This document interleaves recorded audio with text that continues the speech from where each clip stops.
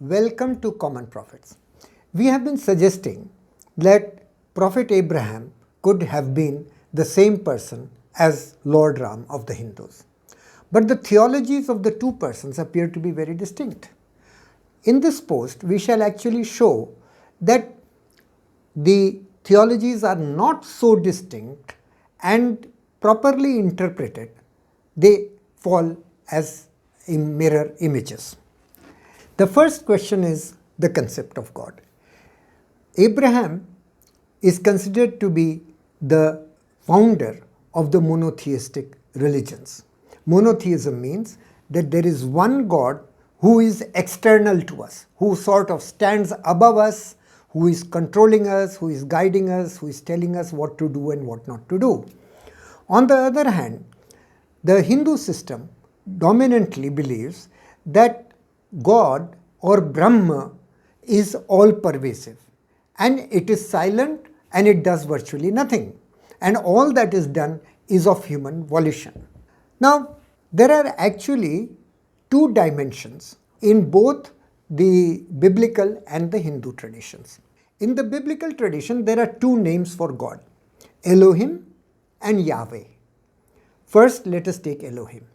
The Psalms 139 tells of all-pervasiveness of the God. Psalm 139 says, "Whither shall I go from thy spirit? Or whither shall I flee from thy presence? If I ascend to heaven, thou art there. If I make my bed in the Sheol, thou art there." This is a clear statement that God is everywhere. Wherever the person goes, he finds God. In the same manner, Yoga Vasishta says, this entire vision, whatever we see, is quiet and immaculate Brahman. That is, whatever we see is itself God or Brahman.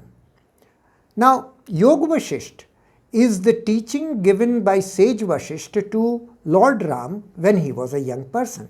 So, we can assume that the teachings of Yoga Vasishta are the same as what Lord Ram would have adopted in his thinking. Now here, while Psalm says that I find you everywhere, similarly Yoga Vasishta says God pervades everything. The same Elohim or the same God has another dimension. The Bible says, the first verse of the Bible says, "In the beginning, God created the heavens and the earth." And the word for God here is Elohim. So, the Bible is saying Elohim has a creative sense. Elohim creates. The same thing is said in the Yoga Vasishta. In Book 3, Chapter 11, it says, "The Brahman obtains to growth in itself by itself." So, Yoga Vasishta is saying that this all-pervasive Brahman, in itself, by itself, it grows itself, which is the same as when the Bible says in Genesis 1 that in the beginning God created. Both the verses tell of Elohim or Brahman developing, growing, self-creating, and therefore they are parallel. In this way, for Elohim, we can see both the Bible and the Yoga Vasishta telling of two dimensions each. The Bible tells that Elohim is all-pervasive. At the same time, Elohim created the heavens and the earth. The Yoga Vasishta says all this is Brahman.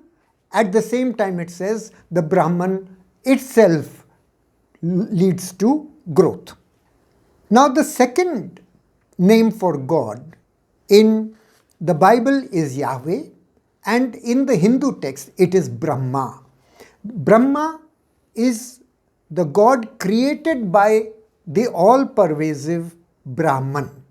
So, Elohim is parallel to Brahman and Yahweh is parallel to Brahma. In Genesis 15 and 17, Yahweh makes a covenant or an agreement with Abraham to give certain lands or to bequeath certain lands to his descendants. So here there is a one-to-one dialogue between Yahweh and Abraham. In the Ramayana, which documents the doing of Lord Ram, I have not found an exact parallel. However, the Ramayana tells of Vishrava undertaking penance. Vishrava was the father of Ravan, who was killed by Ram. Now Vishrava had undertaken penance, and then Lord Brahma became happy. He appeared to him. He asked him that, tell me, what would you want? So Vishrava said that I want to become sustainer of this world, or king of this world, or the dominant person of this world. And Brahma said, so be it. So here, as far as Yahweh or Brahma is concerned, we can see an exact parallel. Yahweh made a covenant with Abraham, and Brahma gave a boon to Vishrava. I must mention that the Ramayana also talks about Brahma having appeared to Ram. After he had won the victory of the war of Lanka, then Brahma appeared there and he blessed him, and he said, now you have accomplished your work in this world, now you please move to your divine home. So, as far as the concept of God is concerned, we can see clearly that Elohim has two dimensions in the Bible.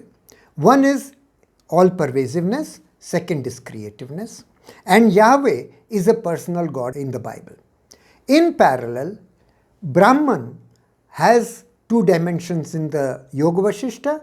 One is all-pervasive and second is creative, and Brahma has the personalized God who gives boons or has a one-to-one relationship with human beings.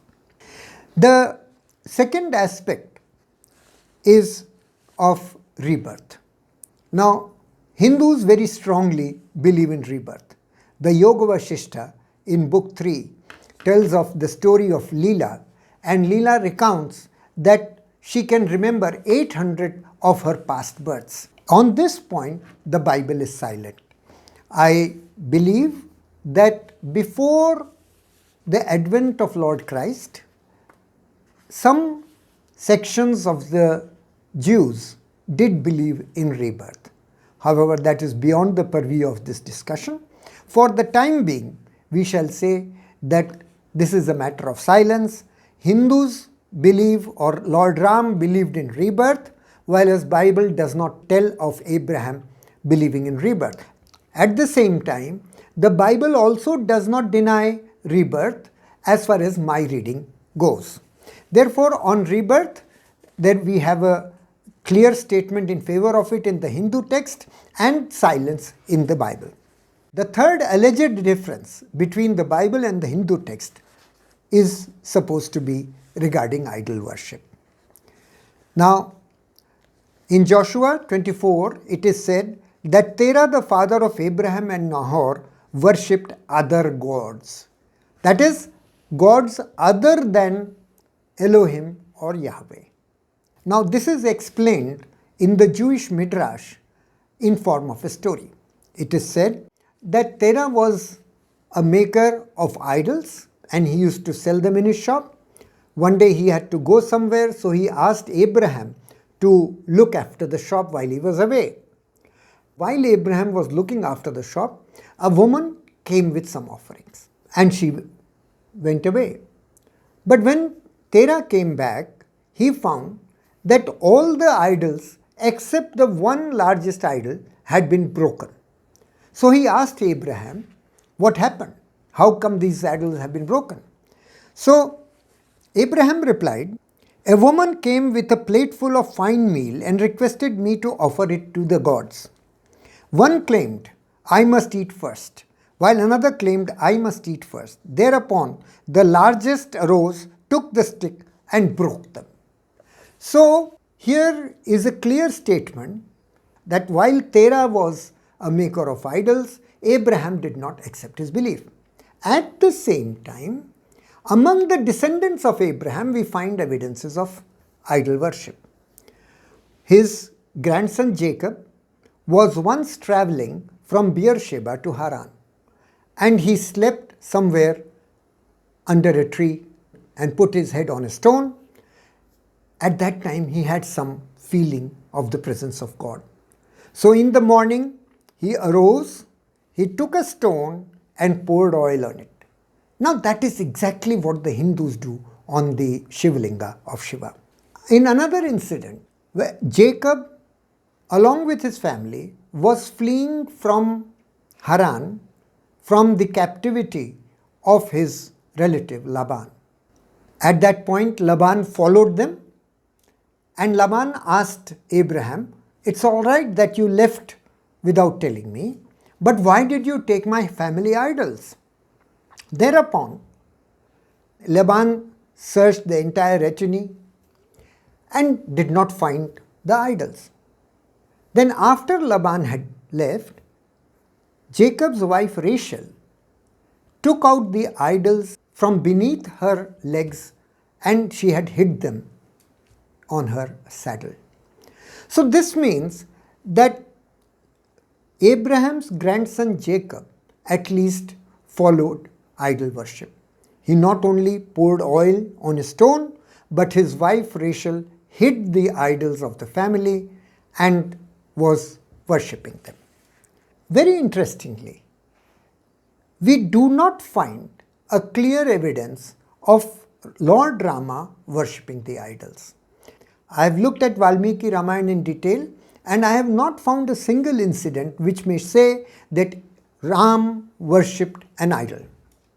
At the same time, when Ram was going to the south, he visited the hermitage of Lord Agastya, and there he saw certain idols of Indra, of Vishnu, of Garuda, of Nagaraj.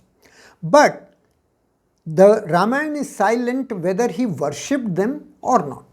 Therefore, all that can be said is that at the time of Lord Ram, there was prevalence of idol worship in the country, but there is no evidence that Lord Ram worshipped the idols, perhaps except the Shivling of Shiva, because at certain place it is said that when Ram wanted to cross the sea, at that place he established a Shivling of Shiva. So the net result is that the Bible tells of Abraham's father Terah worshipping idols, Abraham not worshipping them, and his grandson Jacob and his wife Rachel again worshipping.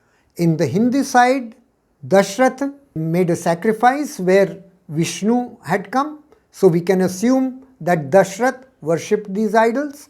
As far as Ram is concerned, the only evidence we have is that he may have worshipped the Shivlinga, which is not an idol in a human form. It could be considered idol, but it is not exactly an idol. It is more like a piece of stone as the one that Jacob had worshipped.